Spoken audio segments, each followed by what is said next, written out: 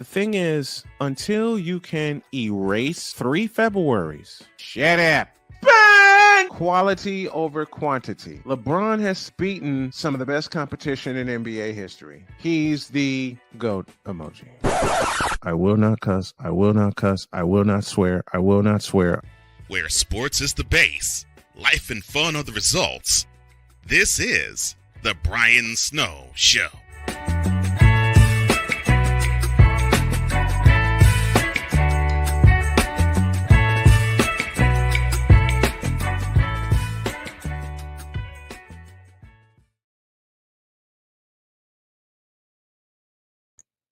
There I am. Have mercy. Welcome to this edition of the Brian Snow Show. This is the Ryan McCawffee takeover. Unfortunately, it's the last day of the Ryan McCawffee takeover. My name is Ryan McCarthy.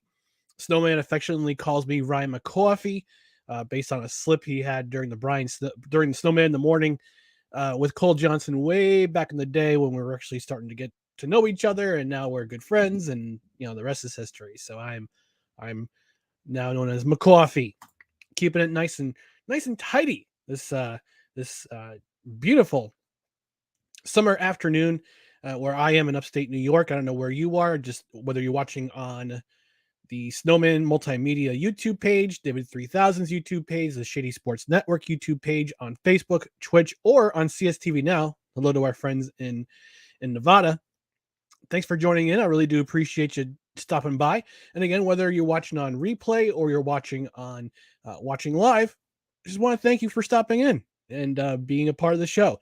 So this edition of the Brian Snow Show with the Ryan McCawffee takeover is going to be an Ask Me Anything edition. So I submitted it on my Twitter page, which is at whoisryanmcc, which is actually funny. It's actually the handle for my Cash App. So if you want to leave a tip, buy me a cup of coffee, buy me a pizza, you can contribute right there at on the Cash App at whoisryanmcc. It's my universal handle for most of my social media accounts: Twitter, Instagram, Facebook. whoisryanmcc. You can find me there. Give me a follow, give me a like, give me a subscribe. You can also subscribe to my podcast, which is called No Credentials Required. We have a YouTube channel. You can also subscribe on our any podcast platform, including Apple Podcasts, Spotify, Spreaker, iHeartRadio, wherever you podcast. You can also go to our YouTube page, which is youtube.com/@NoCredsREQ, where we're going to be having a special Saturday brunch edition of No Credentials Required coming up on this coming Saturday, the 24th of June. And we'll catch up on the weekend sports. So we'll talk some sports. We'll do some fun, casual Saturday morning coffee edition. Or if you want a mimosa or a screwdriver, actually it's the same thing. If you want a mimosa or a Bloody Mary, go get it yourself. But we're going to be drinking some Dustin and I will be drinking some coffee, and we'll be talking sports. So let's go into, I'm going to actually go to the first question, which was presented to me on the Ask Me Anything episode. My buddy Kelsey from the High Low podcast. He's one of the co-hosts along with DJ, who we affectionately call our what is it? He's very knowledgeable, like in sports. Like he's kind of like Snowman in the fact that he can rattle off a random sports statistic. You ask him a question about a sports statistic or a certain player, and he'll rattle off a bunch of stats about that player. But Kelsey's also a part of the High Low Sports Network on Belly Up Sports. And one question he asked me, I presented to our Slack chat.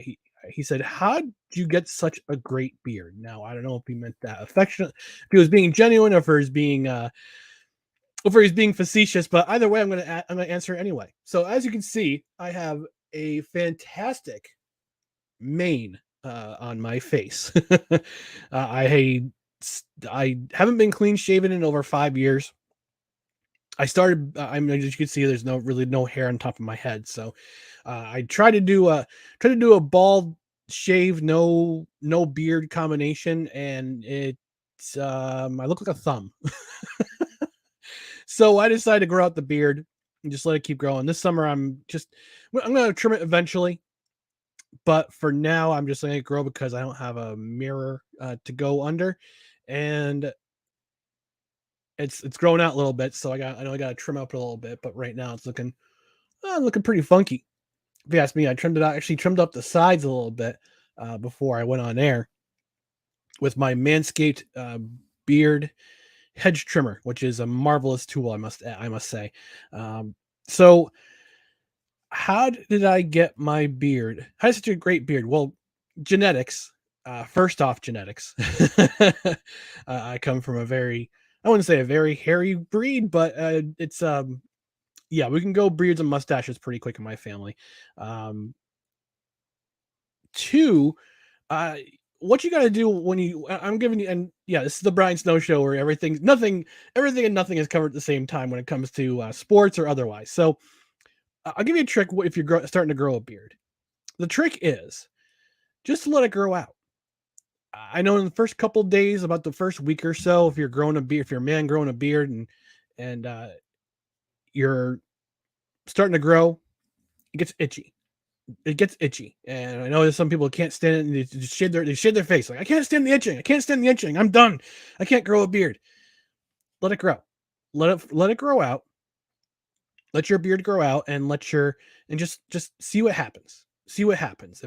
What you also got to do is wash your beard. I use, and this is going to sound really funny, but if you're taking a shower, you wash your beard with beard shampoo. They actually make beard shampoo. So you can get yourself some beard shampoo, rinse it out, apply with like you would face shaving. If you would washing and rinsing your face. It's the same thing with the beard or washing your hair. It's the same thing. You have a beard shampoo, the beard shampoo, you rinse in the beard shampoo, or you lather up your beard, rinse it off. And what's interesting is that with the Manscaped beard and hedge trimmer, I actually acquired it. I got it for free. By no nefarious means, I mean, just it's a promotional item. I got it for free, but they included a bunch of stuff with it. So you got the hedge trimmer, which is the beard trimmer, a pair of scissors to trim up your mustache, trim up any loose beard hairs to make it look nice. You got a brush, you got a comb, you got shampoo, conditioner, which I didn't know was a thing until Manscaped put it in the box, beard balm, and beard oil. So what I did before I went to the show, I trimmed up the sides, so nice and trim on the sides here. And so I washed my beard, I trimmed my sides, I put in the conditioner, I trimmed up the mustache, and I put on some beard oil. So it's very similar to taking care of your hair, and the fact that you gotta make sure that you're washing it, you're taking good care of it, and doing maintenance every so often just to make sure that it looks good. And it's like taking care of people say take care of your car, car takes care of you. I said the same thing with the beard. Take care of your beard will take care of you. So my encouragement is and that's why I have such a great beard. I just let it grow. A, I let it grow. B, I wash it, take good care of it, I maintain it, and I'll give you a little glimpse into my life a little bit. I've been going through kind of a journey in terms of weight loss. I was at my heaviest in December 2021. I was at my heaviest at 338 pounds. I'm going a little personal here, but again, this is what we do in the Brian Snow Show. We get a little deep. We get a little bit deep. So December 2021, I was my heaviest at 338 pounds. I was big, but it wasn't like too overly obese, but I was a bigger dude. And I worked out 4 times a week, sometimes 5 times a week, and I couldn't see the weight come off. So my sister referred me to her specialist, my specialist, who I went to see in Suffern, New York, and occasionally I go down to New Jersey to visit too. We put together a plan. We got lab work done. He put together a plan, and I'm down nearly 60 pounds as of this live show. So Part of it is a diet, part of it is medication, and other part of it is supplemental. And I take a supplement from Redcon 1. It's called Boom Stick, like in Army of Darkness when Bruce when the main character, I can't remember his name all of a sudden, Bruce, I can't remember his last name for the life of me. Bruce Campbell's character says, this is my boomstick, and boomstick is the term for shotgun. Itching my ears here. But boomstick is a testosterone supplement. It has a particular herb called ashwagandha, and it helps increase your testosterone legally, by the way. So it helps you grow. It helps with your testosterone levels, which helps in your workouts, helps you with hair growth and beard, and beard, mustache, helps out with all that stuff. So I take a lot of supplements. I take about between 40 and 50 pills per day, and that includes my prescription. I take a prescription for thyroid. I take a prescription to control my insulin, because when it came down to everything, the big thing with my weight loss was the aspect of controlling my insulin. My insulin levels were twice as high as it should have been, as it ought to be. He wanted my level at a 5, and I was at 11.5, and we need to get that down. And thankfully, the plan's starting to work, and I've deviated off every so often. I got to improve my diet. There's some habits of mine that I still need to, I don't say control, but I would say scale back a little bit. I love beer. Beer is one of them. Beer is very high in calories. You're basically drinking your calories when you're drinking beer. That's one thing I need to curb back just a little bit before my next appointment. And I just saw the weight come off, and I just kept going. The motivated me to keep going, and taking a lot of supplements to reduce inflammation, to increase my muscle, increase my my cardiovascular health. That's a big thing too. Nitric oxide is a big thing, and I recommend it to any man out there watching or listening. Nitric oxide, and you got to increase your nitric oxide levels. Also increasing basically your gut health. That helps. Taking CLA, taking probiotics, taking L-glutamine, and anything with an L in front of it is good for you. It's amino acids, and amino acids are good for your brain. They're good for your stomach. They're good for your gut health. They're good for your brain. They're good for your muscles. So anything with an L in front of it, L-glutamine, L-tyrosine, L-arginine, which is I take for my nitric oxide. That is a big thing in terms of my my gut health and my brain health and my muscle health. So to make a long story short, Kelsey, that's why my beard looks so good. It's because I take supplements. I wash my beard.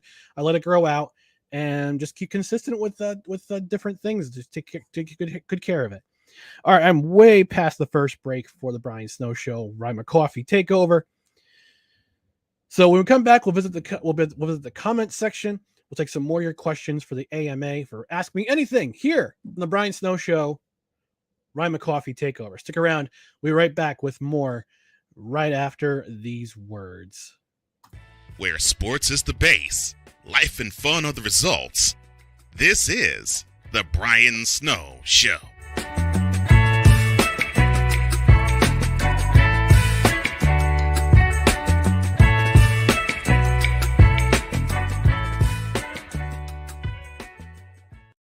This planet has been great to me.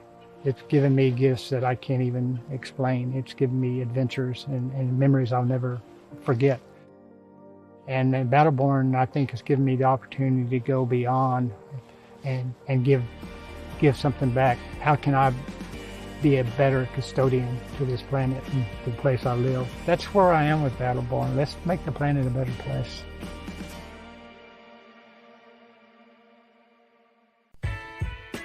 Hey everybody, Brian Snow here. Want to do some afternoon sports talk with me and be interactive? Also meet some great guests from every walk of life? Then tune in to the Brian Snow Show on CSTV and CSTVnow.com. Weekdays at 2 p.m. Come on aboard and enjoy the ride.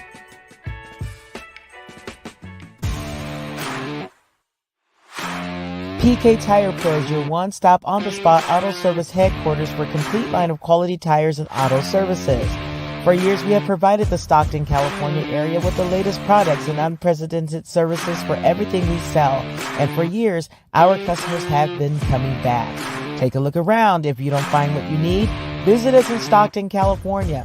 From the latest and best in tire technology to the services required to keep your vehicle looking good and running great, PK Tire Pros can get you out on the road quickly and at an affordable price. Stop by soon to see why so many people consider PK Tire Pros to be the one-stop shop for all of their tire needs. At PK Tire Pros, our friendly and knowledgeable staff, quick and dependable service professionals, and affordable prices all come together to make driving out on a new set of tires easy. On top of that, we never tire of tires. Stop by and see us, and you'll be glad you did.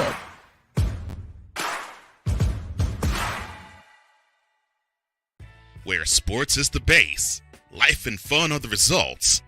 This is The Brian Snow Show.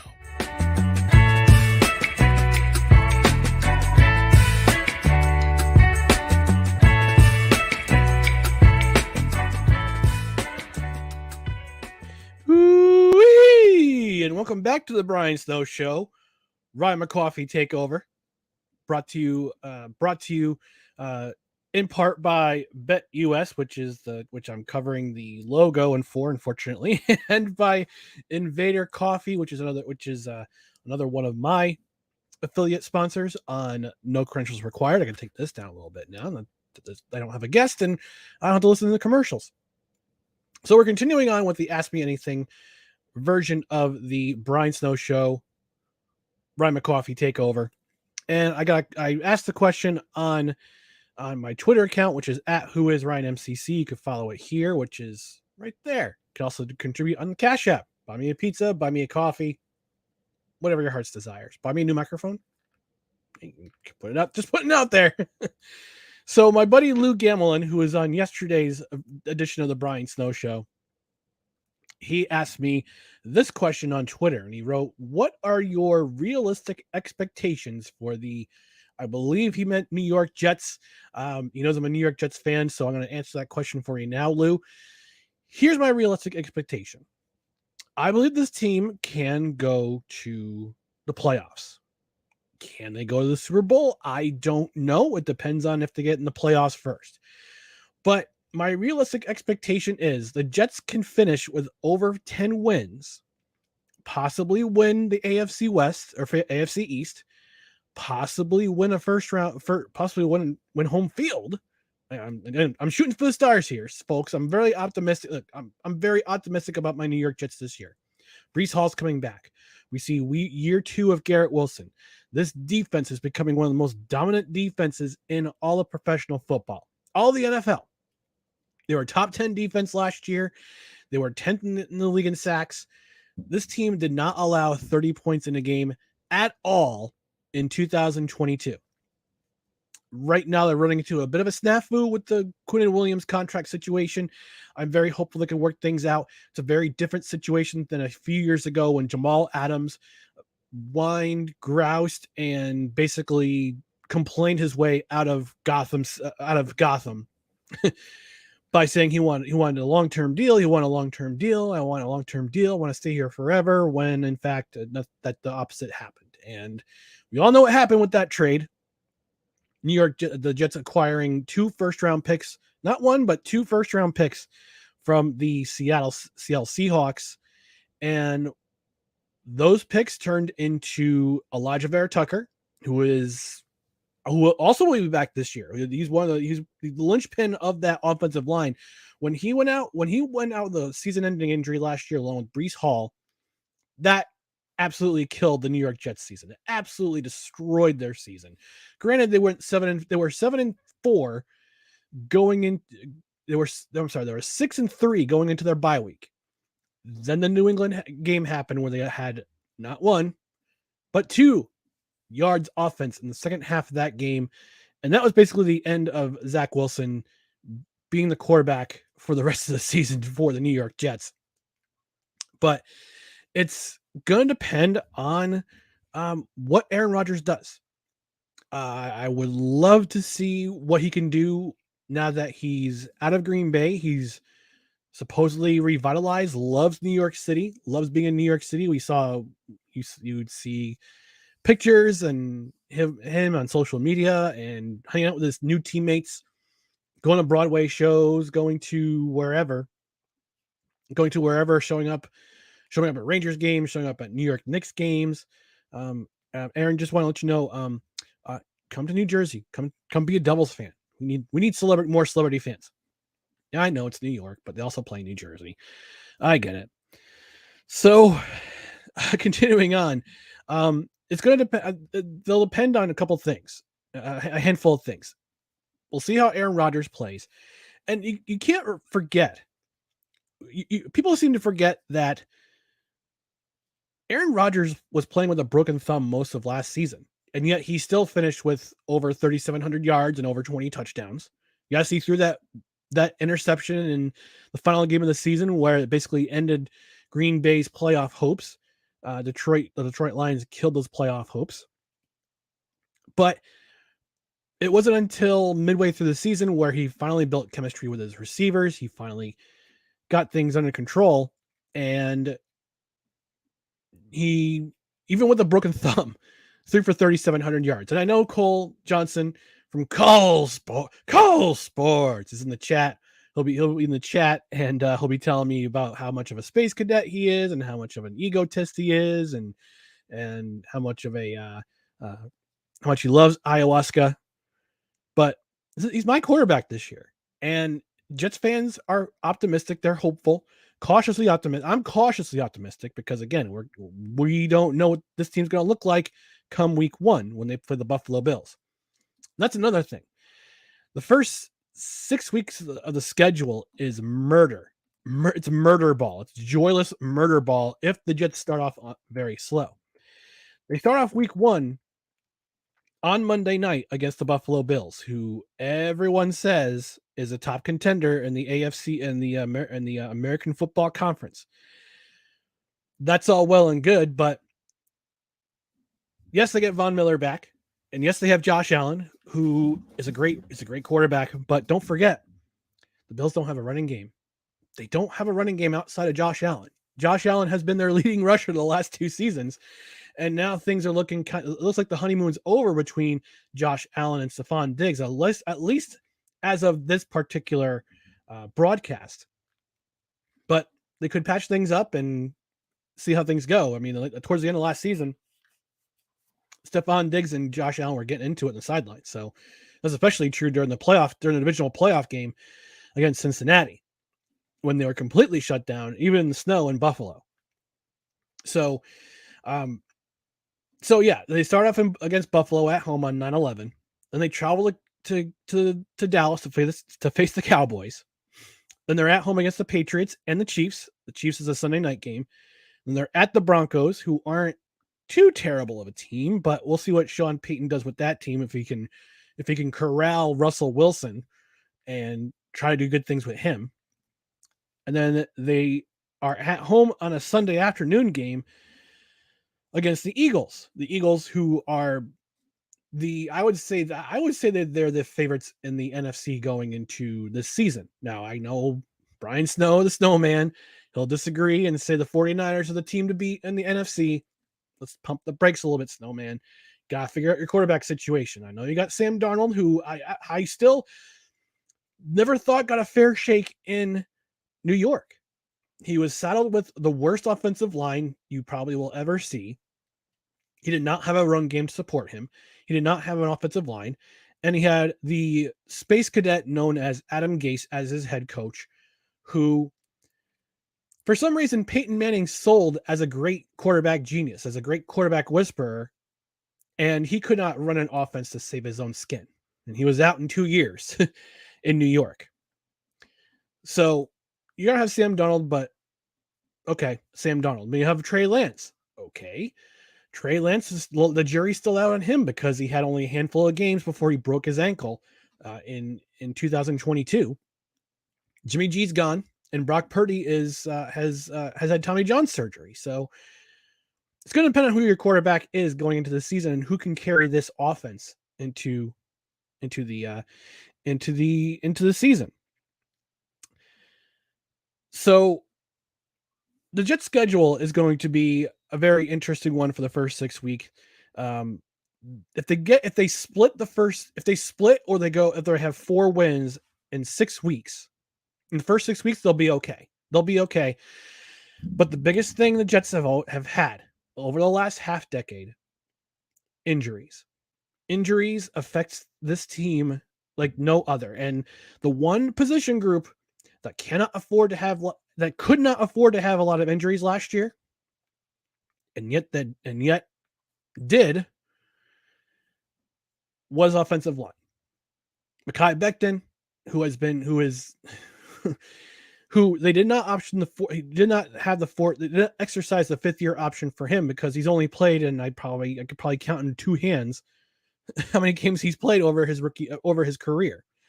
Was out most of 2021, was out all of 2022, and he's putting in the work. He's posting on social media his weight loss, and he's working hard and this and that. But okay, you're going to be at left tackle. You're going to be a right tackle this year. You're going to be splitting time with Max Mitchell. On the left side of tackle, you're going to have Dwayne Brown.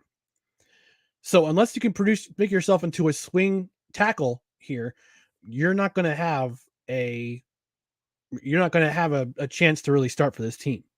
This is a prove it year for Mekhi Becton. Elijah Vera Tucker, he's back.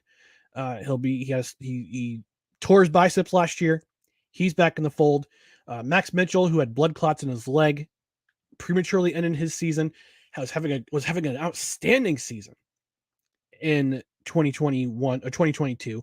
He was part of that wonderful draft class in 2022 that Joe Douglas just absolutely mastered. He'll be back. Connor McGovern, he re-signed for 1 more year.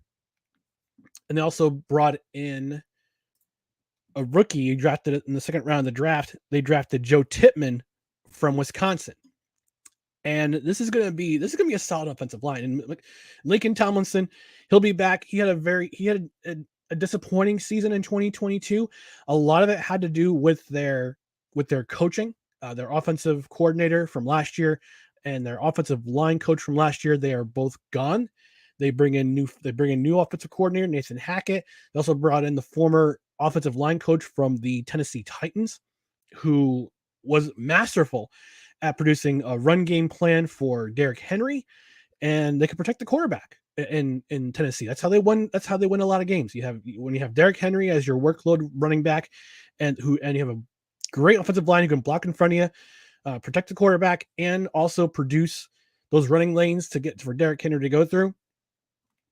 This team's going to be a solid team up front. And if they can prevent injuries, they can survive the first 6 weeks of the year. The back nine games of their schedule is a lot less competitive, I would say. After the bye week, they have the Giants in the Snoopy Bowl. Then they have the Chargers at home on Monday night. They're at the Raiders on Sunday night. Then they're at the Bills the following Sunday afternoon. Then it gets a little easier with the Dolphins. I think the Dolphins have as many offensive line problems as the Jets have had. You can see it in their quarterbacks last year. They did not do a good job of protecting their quarterback. They're at the Dolphins, at home against the Command Skins, the Red Commanders, whatever you want to say. Then they're at the Browns on Thursday night, and then they're at New England to end the season. So the Jets could easily have 10 wins on their schedule. They just got to get to the first six, and they got to stay healthy on both sides of the ball. If they stay healthy on both sides of the ball, unfortunately, Chuck Clark, who was brought in, is out with an ACL injury. So he tore his ACL during minicamp. And they have brought in from the Green Bay Packers, I can't remember his name all of a sudden, Adrian Amos. They brought him in after finding out that Chuck Clark is out for the rest of the year. So my realistic expectations go as this, Lou. If they go 4-2 in their first 6 weeks, if they stay healthy for the rest of the season, if they can survive that stretch between the Giants and the Bills, I think that the Jets will realistically go to the playoffs this year for the first time since 2010. So those are my expectations. So before we go to our next commercial break, we're going to take a quick trip to the comments section. Mickey Delaney watching on Facebook. Morning, Ryan from Washington State. Ryan McCawffee. Mickey, thanks for watching. Do appreciate you, buddy.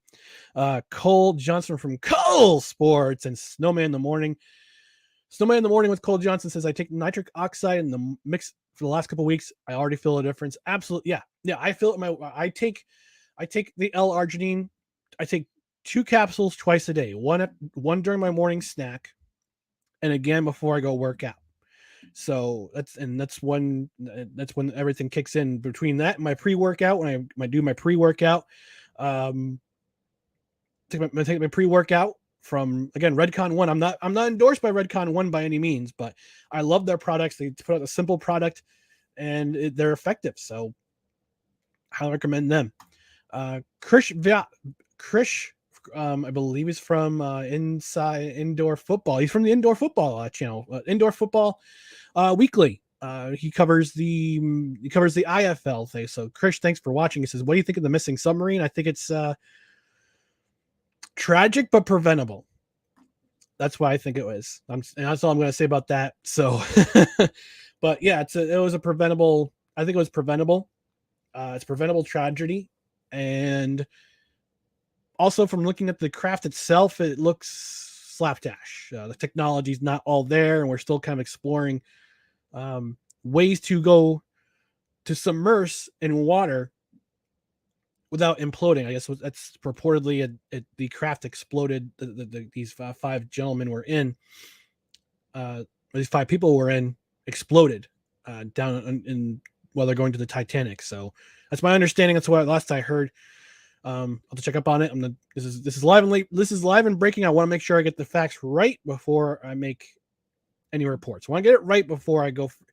That's my first rule of journalism. That's my first rule of journalism. When people ask me what do you think journalism needs to do, I said they need to be right before they're first, because that's the thing that annoys me about modern journalism, is that too many media outlets try to get it first before they get it right. That's why you see a lot of layoffs in the media, unfortunately. Cole says, your quarterback needs to stop going on darkness retreats and start being all in for a talented squad. I from every indication I've seen, Cole, from the Jets workouts, he's endearing himself to his new teammates. He absolutely loves being in New York. And I don't know if he's going to go on another darkness retreat. There's an ESPN article today about his advocation for legalizing psychedelics, I presume from the ayahuasca. But I think he's all in. I think he's being in a new city and a new surroundings with new teammates who absolutely want him to be there, and they know they can lead him to the next level. That's going to revitalize him. He also says that's where I want to beat down the Bills front office. All they need is a reliable running back. They want Josh Allen to get injured. Yeah, and I said it all last year, from the trade deadline all the way up to when they were eliminated from the playoffs. They should have gotten Christian McCaffrey on the cheap. They had a chance to get him on the cheap, and they didn't. That's Billy Beane's fault. He also says the Eagles are easily the best team to beat in the NFC. Yes. The Eagles are easily the team to beat in the NFC. Yes, absolutely. By a country mile. By a country mile, they are the team to beat in the NFC. So we're going to, you know what, Josh Mahler from the Rising to the Occasion podcast. Yes, how does Baker fit in with the Bucs? Well, it's a great question. We're going to save that for now. We're going to put that in our back pocket and take a quick commercial break. He also asked me another question on Twitter, which I'll get to. But before we go to our next questions, I'm going to take a quick commercial break. So stick around for the Brian Snow Show, the Ryan McCawffee Takeover. Stay tuned. We're right back. Where sports is the base, life and fun are the results.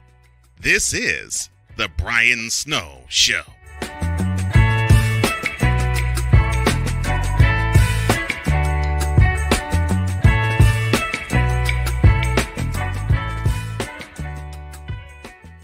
We're not a cooking show. We're a show about cooking. We turned the camera around and pointed at you. Our show takes place right inside your kitchen.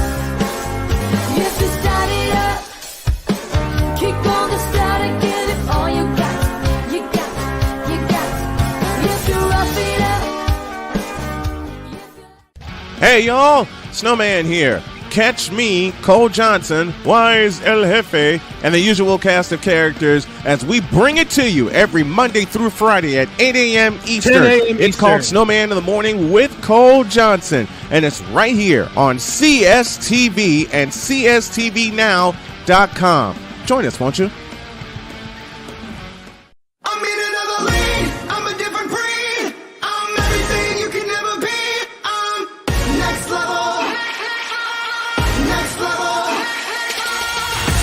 Thursday nights are wrestling night on CSTV. Tune in every Thursday night at 7 p.m. Pacific to see all the amazing Next Level Pro Wrestling stars on Thursday Night Throwdown on CSTVnow.com and the CSTV app on your Roku device. Where sports is the base, life and fun are the results. This is The Brian Snow Show.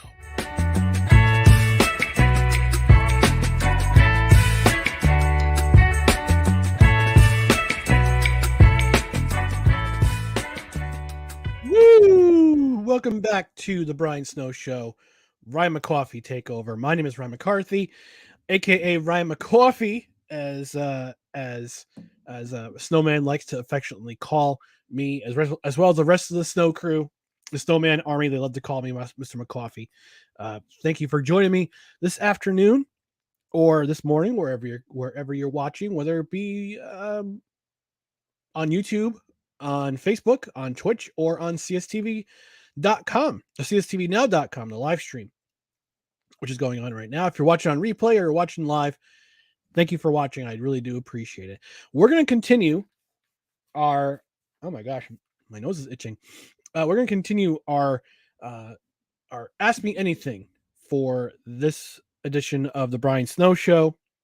And actually, I want to get to a couple more comments before we go into this next question. Cole asks, "Oh Lord," Cole says, "Oh Lord, you mentioned Mr. Deer in headlights." That I did, Cole. That I did. And there's no flying tacos flying around me though, which is a shame. Also says the Jets should shoot for 4-2 and a healthy offensive line after the first 6 games. Yes, absolutely. If they go 3-3, I'm okay with that. If they go 4-2, great. If they go 5-1 or 6-0, that will blow away any expectation I had of, and I'm going to book my ticket to Las Vegas. He also says that's a great point about offensive line continuity, feel, flow, and familiarity all matter in having a solid O-line unit. Absolutely, they do. He also said that Cole also says defensively the Jets seem to be relatively healthy. Outside Chuck Clark blowing out his knee or tearing his ACL, they are pretty relatively healthy. They will help the Jets make the playoffs. Yeah, as I mentioned, they're top 10 defense. They were top 10 in sacks last year, I was pleasantly surprised after they were completely impotent. Their pass rush attack was impotent over the last half decade. And Robert Saleh's team did not have a great first season in rushing the quarterback, but year 2 of the Robert Saleh era, and with Jeff Ulbrich as the defensive coordinator, that team caused a lot of havoc for defending quarterbacks. I mean, just ask Mac Jones, who in the first Jets game, when the Jets had a pick 6 called back because Jonathan Franklin Myers, and I'm quoting the referee who explained to Robert Saleh, quote, he being Jonathan Franklin Myers, hit him, being Mac Jones, too hard. Close quote. If only I had the Dolomite element. That's my feeling. Cole, who works in media, says my first ever general manager in media said to me, "People are in such a hurry to be first. I want us to be right." I totally agree with that. Cole, thank you for agreeing with me. I do appreciate it. Not for agreeing with me, period, but just for that point. I mean, you got to be right before you got to be first, because it's all right now. Social media. It's all about social media. When all these media companies are all about social media. It's all about getting the clicks, getting the attention, getting the spotlight, getting the shares, rather than getting the facts right before when making any sort of breaking news. Cole Sports, he hit him too hard. Boop, are you for real? Yeah, that was an actual quote by the referee who explained how to explain to Robert Saleh why he threw the flag on Jonathan Franklin Myers that brought back that pick six against the Patriots. And that at that point, the Jets would have been up 17-3 in the second quarter. And the way I remember this game, so this is going to be registered in my memory bank for the next year, for the next season, up until this season. Actually, I should say. The Jets were harassing Mac Jones. They also did the same thing in the game in New England. They harassed Mac Jones. That offensive line of the New England Patriots did not know what to do. They did not know what to do with that defensive line, the Jets. They were in his face multiple times in that first half. Multiple times. They just kept swarming him and knocking him down and knocking down passes and sacking him. And then the Patriots couldn't do anything on offense. Then he throws that pick six. DJ Reed brings it back all the way to the end zone for a touchdown. MetLife's going crazy. If there was a roof, it would have been blown off. Then you see laundry. This is a blue wipe cloth for my glasses, but imagine it being yellow and a flag. Roughing the passer, number 91 on the defense. Automatic first down. The Jets would have been up 17-3, well in control of that game. They would have beaten the Patriots for the first time since December 2015. And unfortunately, had to wait. They lost that game. Zach Wilson was doing Zach Wilson things, as he usually does. Did the same thing in New England, and Patriots fans continue to hold it on over our heads. Snowman checking in from parts unknown. Says, hey, Mr. McCawffee, I'm the Snowman, and I and Dr. K approved this takeover. Happy birthday, Dr. K, actually. It's her birthday today. Just want to send my wishes to Dr. K. Say happy birthday to you. And Snowman, let us know where you're coming from, because I know you were in Branson, Missouri. I know you were checking out the Andy Williams. Oh, wait. Andy Williams is dead. But you were in Branson, Missouri. I know you mentioned that you were going back to Chicago. But yeah, let us know where you're at right now with Dr. K. So hope you're enjoying your vacation. I again want to thank you for letting me host guest on the Brian Snow Show, be the guest host this week. So Josh Mahler, my buddy from Rising to the Occasion podcast, he asked me on social media, asked me on my Twitter account, which is @WhoIsRyanMCC, which you'll see right there. It's also my Cash App name. So if you want to send me a cup of coffee or a pizza or a new microphone, maybe a mint or a grant, go right ahead. It's right there. Cash App. Who is Ryan MCC. It's also most of my social media platforms. But my buddy Josh from the Rising to the Occasion podcast, he asked me, will Jordan Love become the new daddy of the Chicago Bears?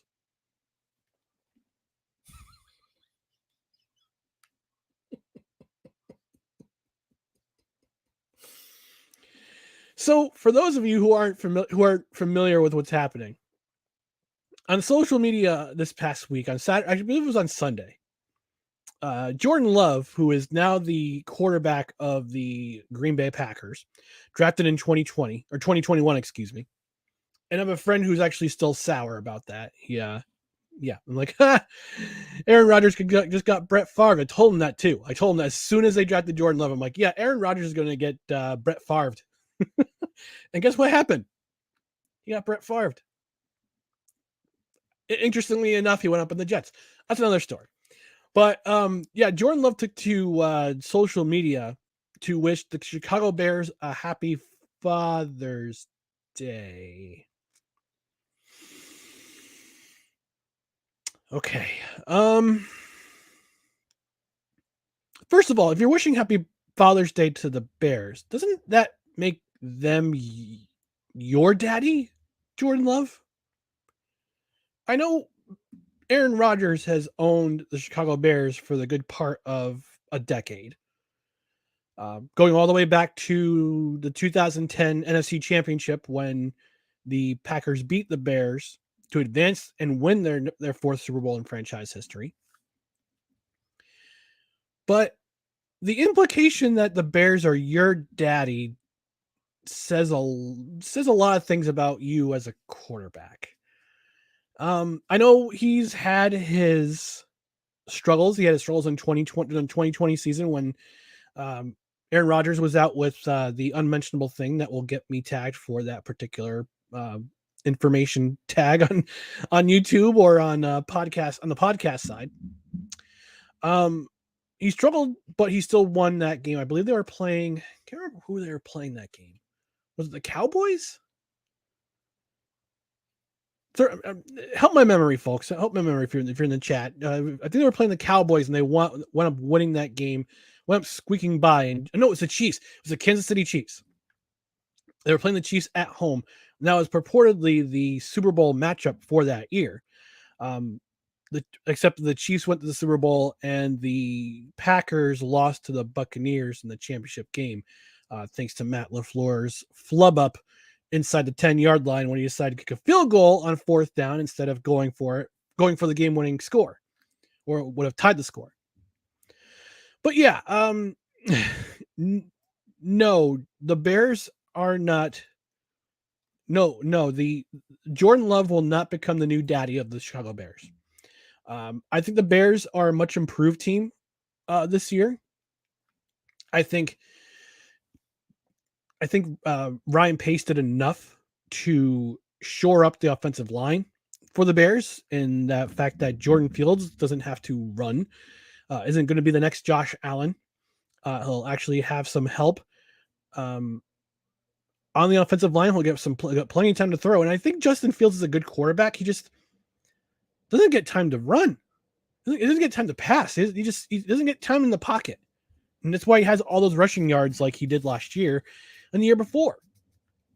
So I think the Bears, to get him some weapons, they got a good enough defense. They have a decent enough defense that they could give other teams a fit. It's just going to depend on Justin Fields to get the job done. And I think the offensive line will be much improved this year for the Bears. I think they'll have an outside chance. They might be one of those dark horse teams that goes to the wild card. We'll see.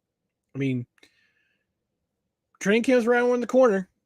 Right around the corner. And oh yeah, so I forgot to mention one thing. So the New York Jets were criticized for not having a mini camp. Considering that they're playing the Hall of Fame game, they'll get an extra week of training camp. That's why they canceled mini camp.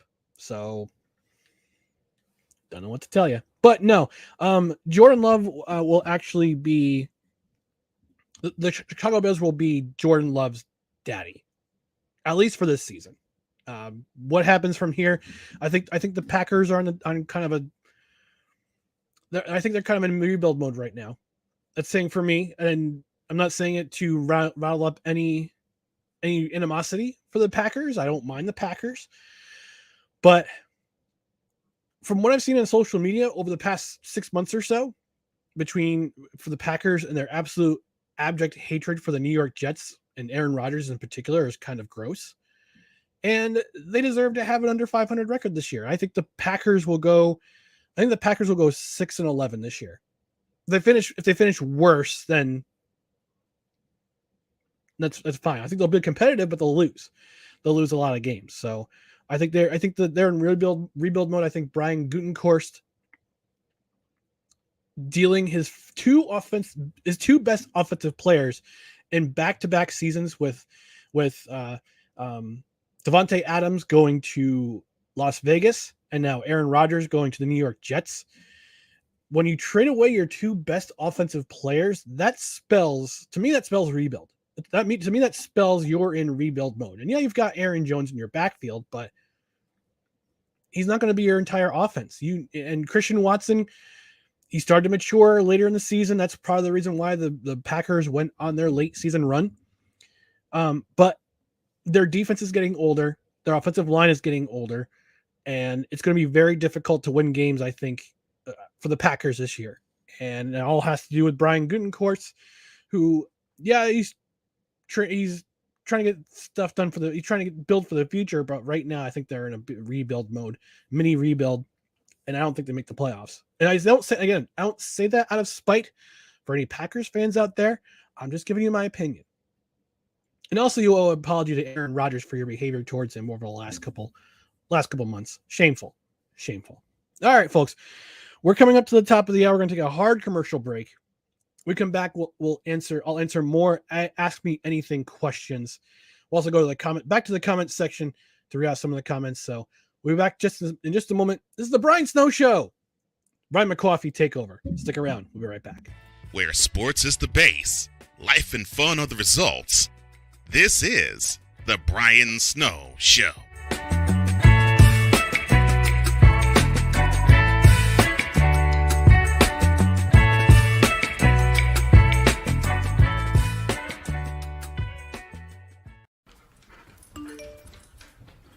Trisha's having a sleepover tonight. Can I go? I wonder about Lucy's friends. What should I say? I know you're only 10, but one of these days a friend will offer you a drink. And alcohol at your age can lead to so many things. None of them good. So can I go to the sleepover? Lucy, I want you to promise me I something. finished my homework. Bigger promise. If there's any drinking, I want you to say, "No thanks, not my thing." Mom. I promise you. Your real friends won't care. Deal? Sure. Really? I promise, Mom. They really do hear you. Did you pack your toothbrush? For tips on how to start the talk, visit underagedrinking.samhsa.gov. A public service message from the Substance Abuse and Mental Health Services Administration.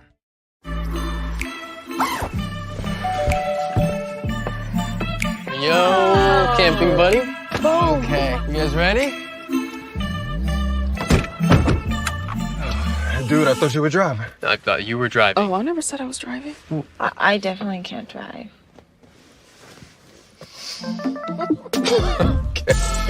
If you're high, just don't drive. It's illegal everywhere. If you feel different, you drive different. When it comes to vaping, the truth can get clouded. So let's make it clear. Vaping is not safe for kids, teens, or young adults. It's just not. Because vaping can put microscopic particles into your lungs. And dangerous things like metals and volatile organic compounds into your body. And nicotine, the same highly addictive substance found in regular cigarettes. Nicotine can harm a person's brain development through their mid-20s. Affecting learning, memory, attention, and impulse control, and priming the brain for other addictions. Vaping products also come in kid-friendly flavors that can make them appealing to youth. And many kids also use other drugs, like marijuana, in vaping devices. With appealing flavors, high nicotine levels, and lots of promotion on social media, many kids think vaping is harmless, but it's not. So talk to your kids about the risks of vaping, because when you talk, they hear you.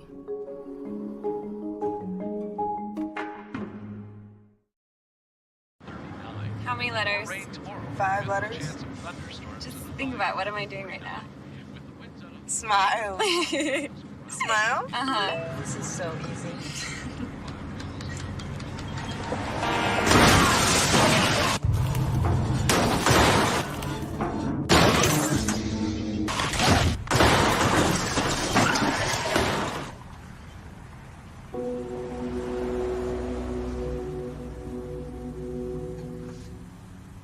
Where sports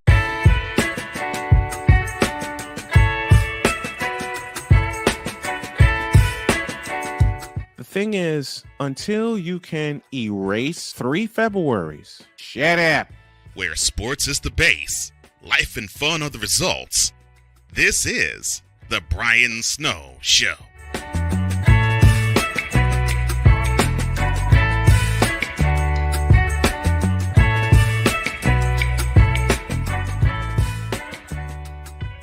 Yeah. Let's get it. All right. This is hour 2 of the Brian Snow Show. Ryan McCawffee takeover. My name is Ryan McCarthy, aka Ryan McCawffee. I am happy to fill in for a snowman this Thursday. I hope you're having a great day from wherever you're watching, whether you're watching on YouTube, Facebook, Twitch, or on CSTV Now. Just want to thank you all for giving me your time and attention this afternoon, whether you're watching live or on replay. I really do appreciate this. Appreciate you tuning in on Thursday. Before we go into the next question for the Ask Me Anything portion of the Ryan McCawffee takeover, I just want to have a PSA of my own as a member of the Snowman Army that I need to address, and just want to say this. Lift this up to your attention. Ray, he's been missing since Game 4 of the Western Conference Final. We miss you, Ray. Come home soon. And if you have any information as to the whereabouts of Ray, please call the special hotline of 1-800-YO-KANG. There's a special hotline. Other than ordering Hooked on Bronix, you can let us know where the whereabouts of Ray is. We really do appreciate it. Ray, we're thinking about you, buddy. Come home soon. So, Cole, I knew that they'll get your attention. Also, I gotta go on record and saying that the first mom in that PSA, the mom, she's pretty kind of cute. So let's go back to the comments section before we go on to our next question. Cole from Cole Sports says, I felt for you after the Jets L in Foxborough last year. That D gave up 3 points and it still wasn't enough. That should be something for you. That should be something you shouldn't see with Rodgers. Yeah, I was numb. I was literally numb for a week. And I remember going on Snowman in the morning with Cole Johnson the next day. And I think one of them asked me how I was feeling. And I just said, I feel numb. I'm numb. I'm just, as a sports fan, as a person, I'm fine. As a man, I'm fine. As a Jets fan, I'm just numb. And next week, they turn to Mike White. He puts up 31 points. Then they had that near win in Minnesota. And if Braxton Berrios does not drop that ball in the end zone on 4th down and goal, the Jets are going to the playoffs, I thought. But unfortunately, they lost in Minnesota, then they lost in Buffalo, and Mike White gets his ribs broken. We go back to Zach Wilson. God almighty. He struggles against Jacksonville. Then the final game of the season in Miami, they turn to Joe Flacco. Those hopes went to Joe Flacco. And even though the defense allowed only 9 points, the offense was impotent. I hate using that word, but they were impotent. Snowman says, salute to Cole Sports and all in the chat. He also says he's still in Branson, Missouri. So again, I hope that again you would get to enjoy Andy Will. Oh, wait, sorry, my bad. And Cole says it's the most wonderful time of the year. Oops, my bad. Cole says, will Jordan Love become the new daddy of the Chicago Bears? Rick James said, cocaine is a hell of a drug. That it is. Chris Dietz from the Fifth Down Sports Show says, hey, everybody. Hey, Dietz. Thanks for stopping by. Cole, PSA of your own. Oh, Lord. All right. So Josh Mahler, my buddy Josh Mahler from the Rising to the Occasion podcast, he threw in a question in the chat. He says, how does Baker fit with the Bucs? Baker Mayfield signed with the Tampa Bay Buccaneers during the free agent frenzy that was after Tom Brady, the one and only Tom Brady, decided to finally hang up his cleats at the end of last year, after the playoff loss against the Dallas Cowboys last year, decided to finally hang up the cleats once and for all. I believe his plans are to take a year off, and he'll be in the Fox Sports booth as an analyst with that 10-year, $325 million contract. And, good on him for taking a year off to learn how to be an analyst, to learn how to be a proper football analyst. And the cool thing I will say this about Tom Brady. For as many headaches as he gave me as a New York Jets fan, as many sleepless nights he gave me, as the many tablets of Alka-Seltzer that I had to consume in water after watching him, with a few exceptions, all those heartburn moments he gave me, all those sleepless nights, I will say this: after his divorce from Bill Belichick, not Giselle, but Bill Belichick, we get to see more of his personality come out. And I'm hoping we get a chance to see more of it when he becomes an analyst for Fox Sports. There's a reason why they're giving him $325 million. It's not just to stand there and look pretty, as handsome as he is. And by the way, fun fact about me and Tom Brady: we were born the same month in the same year. That's all we have in common. That's the only thing we have in common, is that we were born the same month in the same year, August 1977, which tells you how old we both are. And so let's go back to the topic at hand. Baker Mayfield, having that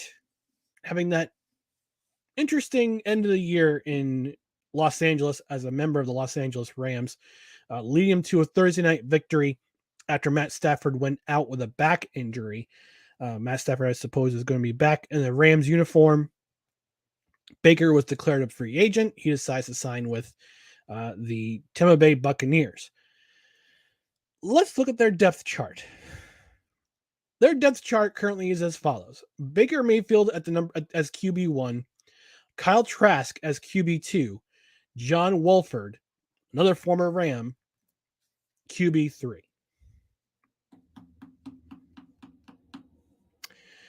I think the Buccaneers can have a good year if, and only if,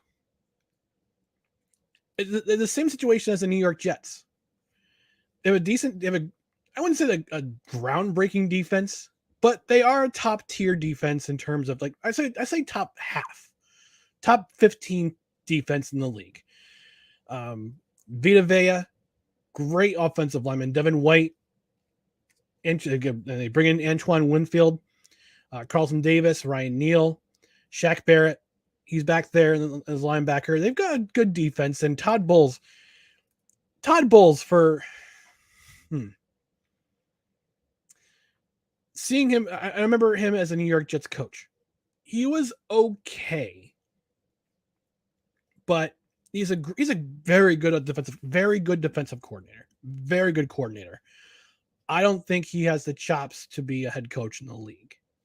For some reason, he just blanks out on decisions, relies on too many predictable things, and that's his downfall as a head coach. But the Buccaneers and Bruce Arians and all their staff and their staff, they know how to put together a good lineup, and they've got a solid lineup. They got a base 4, they got the base 3-4.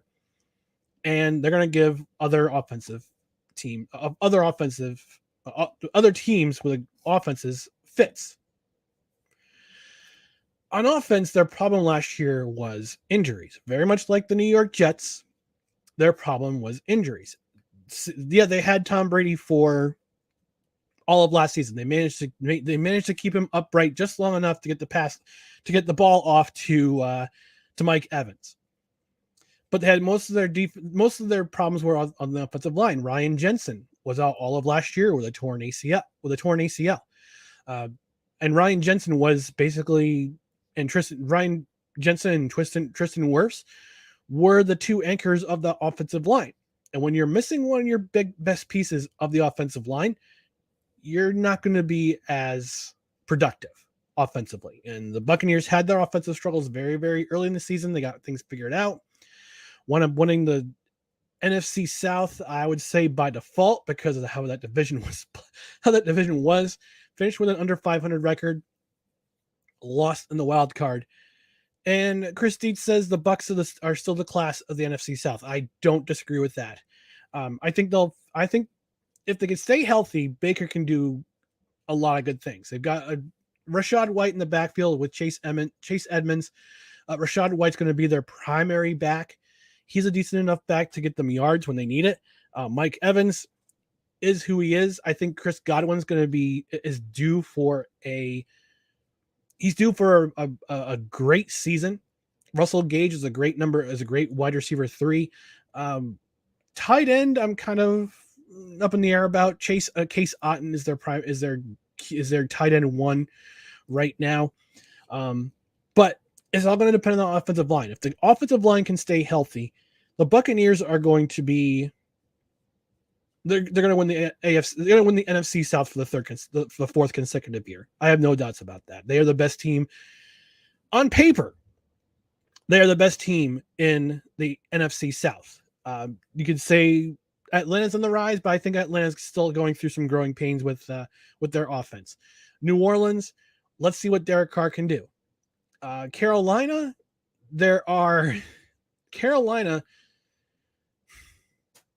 an in-between team. Last year, after they traded Christian McCaffrey, and we're just about to get an appearance from Tagalong here. Hi, buddy. Have a good nap? Okay. I think he's hungry, which I'll feed him during the next commercial break. But getting back to Josh's question about Baker fitting in with the Bucs, I think he's going to be all right. I just think the Buccaneers' hopes hinge on the health of the offensive line. It's a similar situation as the New York Jets. I think it's a similar situation to any team in the NFL. If your offensive line can keep you upright in the backfield and they can create running lanes for your running back, you're going to succeed. And that's where and I'm a Bill Parcells guy. And he always built his foundations on the offensive and offensive line on the offensive side of the ball, and the defensive line on the defensive side of the ball. Those were his foundations, and it should be quarterbacks, running backs, wide receivers. They can get you highlights. They can get you on SportsCenter. But these W's depend on the offensive line. So that's my take on it. We're going to take a quick commercial break while I go feed my cat, and we'll go to the next. We'll go to the next set of questions for this round of Ask Me Anything. So stick around for more of the Brian Snow Show, the Ryan McCawffee Takeover. Stay tuned, folks. We'll be right back. Where sports is the base, life and fun are the results. This is the Brian Snow Show.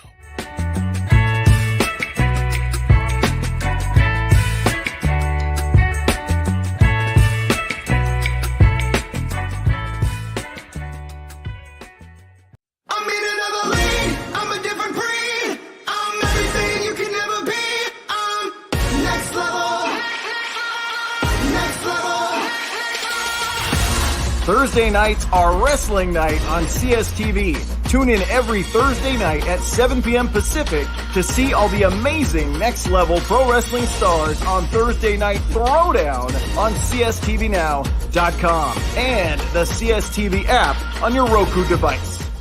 PK Tire Pro is your one-stop on-the-spot auto service headquarters for a complete line of quality tires and auto services.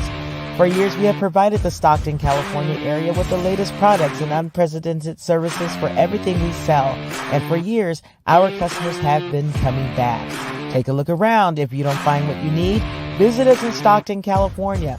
From the latest and best in tire technology to the services required to keep your vehicle looking good and running great, PK Tire Pros can get you out on the road quickly and at an affordable price.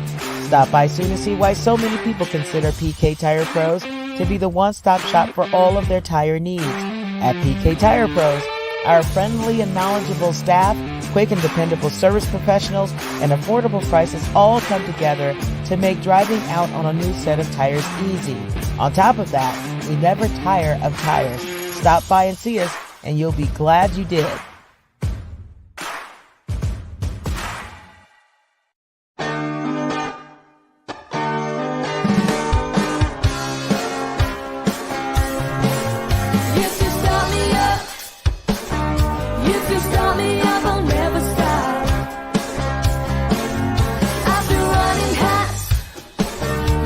me taking, gonna blow my tie. If you start it up, keep on the start and give it all you got. You got. If you rough it up. Where sports is the base, life and fun are the results. This is the Brian Snow Show.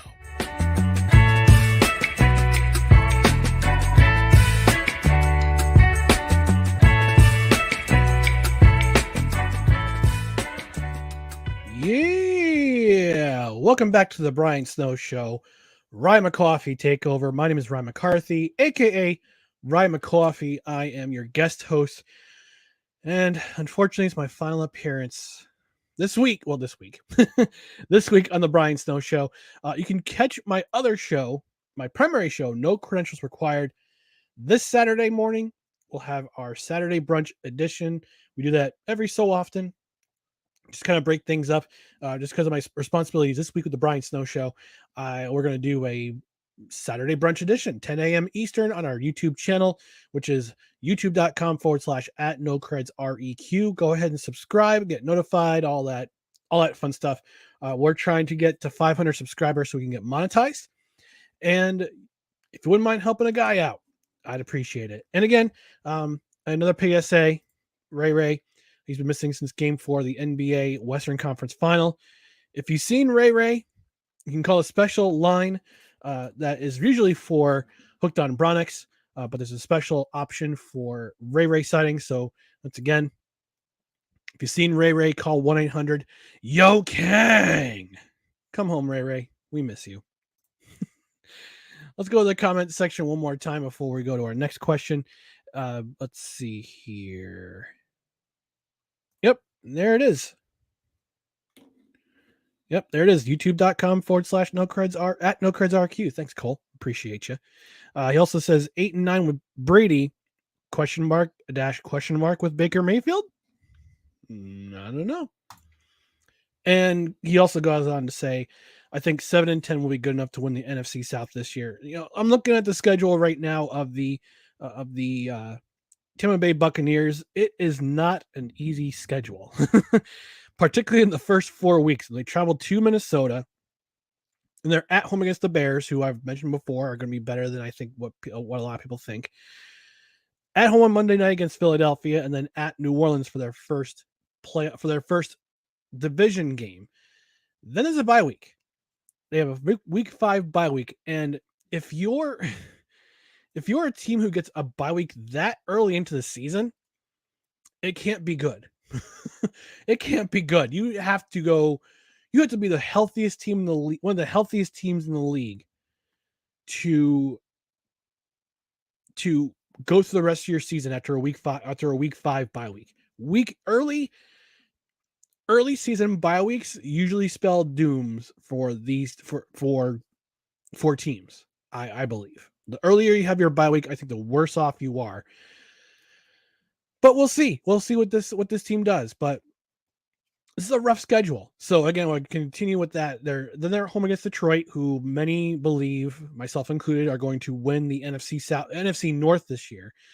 At home against Philly, at Buffalo on Thursday night, at Houston, at home against Tennessee, at San Francisco. That might be a joyless murder ball game right there.